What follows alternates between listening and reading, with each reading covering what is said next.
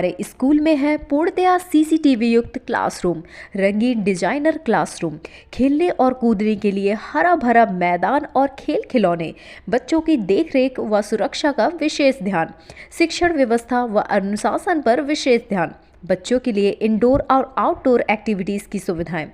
और तो और हम प्रत्येक महीने अभिभावक के साथ बच्चों के परफॉर्मेंस को लेकर के एक सुझाव मीटिंग करते हैं और इसके साथ ही साथ आपके बच्चों को लाने और ले जाने के लिए सुविधाएं। आपके बच्चों को लाने और ले जाने के लिए वाहन सुविधा। आज ही आए अपने बच्चों का एडमिशन। जिला मैनपुरी की विधानसभा भोगांव, जहाँ बैठा हूँ। संस्थान का नाम है ज्ञानस्थली सीनियर सेकेंडरी स्कूल, जो कि तहसील के सामने कविता नगर में स्थित है। हमारे साथ बात करने के लिए उपस्थित हैं यहाँ से प्रधानाचार्य। बात करने को जानने का प्रयास करता हूँ कि वास्तविक संस्थान की स्थापना कब हुई थी, संस्थान को स्थापित करने का उद्देश्य क्या था, अभी हाल ही में परीक्षाओं के परिणाम आए हैं तो किस तरीके के परिणाम रहे हैं, नया सत्र शुरू हुआ है तो संस्थान ने इस बार क्या क्या डेवलपमेंट करे हैं। ऐसे बहुत सारे मुद्दों के साथ हमारे साथ उपस्थित हैं। मैम, सबसे पहले आपका स्वागत। Thank you sir. सबसे पहला सवाल, संस्थान की स्थापना कब हुई?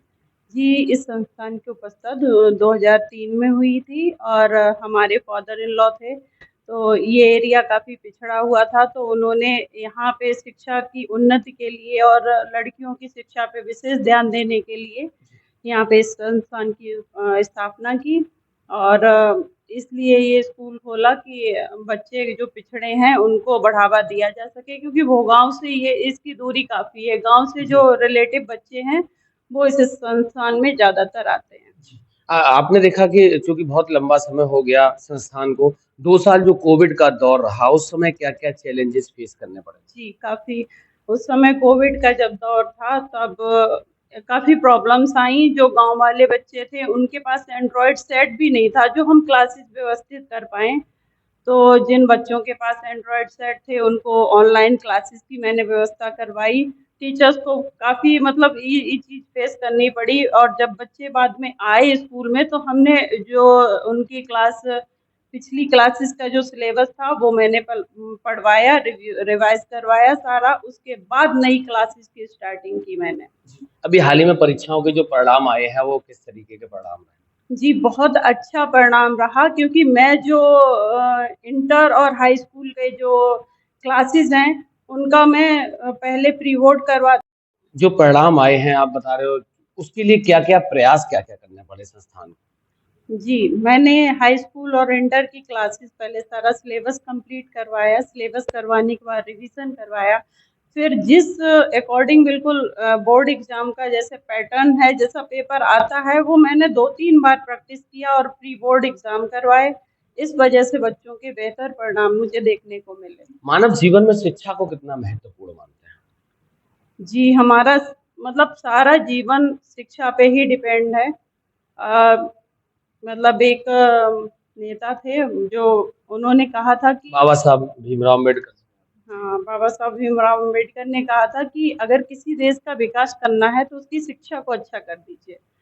तो मेरा पूरा फोकस शिक्षा प्रणाली को अच्छा करने पे है। मैं विशेषकर लड़कियों पे ध्यान देती हूँ, बच्चियों की शिक्षा पे मैं विशेष ध्यान इसलिए देती हूँ कि अगर देश में 50% भी जो हमारी बच्चियां हैं वो साक्षर हो जाएं और इस तरह से जो वो कुछ करने की कोशिश करें, बाद में जॉब करने की कोशिश करें, तो देश का विकास संभव है, 100% संभव है।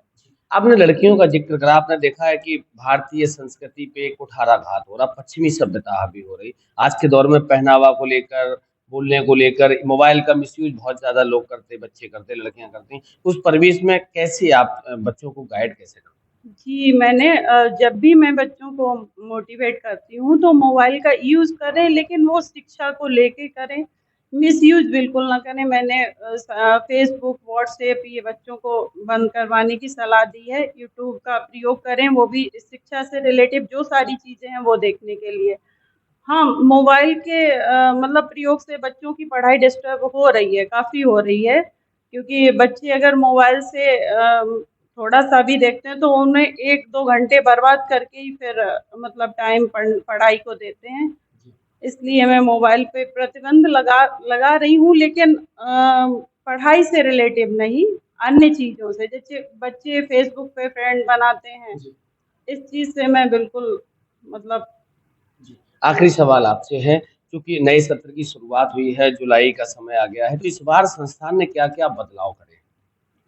जी, मैंने कंप्यूटर शिक्षा को बढ़ावा दिया है और पढ़ाई को मैंने प्रैक्टिकल बनाने की कोशिश की है। कोई जो विषय है वो प्रैक्टिकली टीचर समझाएँ, उसके बाद रिवीजन पे मैंने अच्छे से फोकस किया है। प्रोजेक्ट वगैरह विधिवत क्लासेस में बनाए जाते हैं, प्रोजेक्टर का यूज़ किया है। प्रोजेक्टर का टीचर यूज़ करके और बच्चों की क्लासेस में समझाते हैं। तो इस तरीके से मैंने शिक्षा को प्रैक्टिकली समझाने की कोशिश की है। एक सवाल और मुझसे याद आ गया, जो पेरेंट्स आपके साथ जुड़े हैं, उनके लिए क्या संदेश है आपके आपके? जी, चूँकि ये एरिया काफ़ी पिछड़ा है, मुझे पेरेंट्स मीटिंग जब भी होती है तो काफ़ी जैसे अभिभावक मैं बुलाती हूँ और उस तरह से प्रेज़ेंट नहीं होते जिस हिसाब से संख्या है बच्चों की। तो मुझे काफ़ी दिक्कतें फ़ेस करनी पड़ती हैं।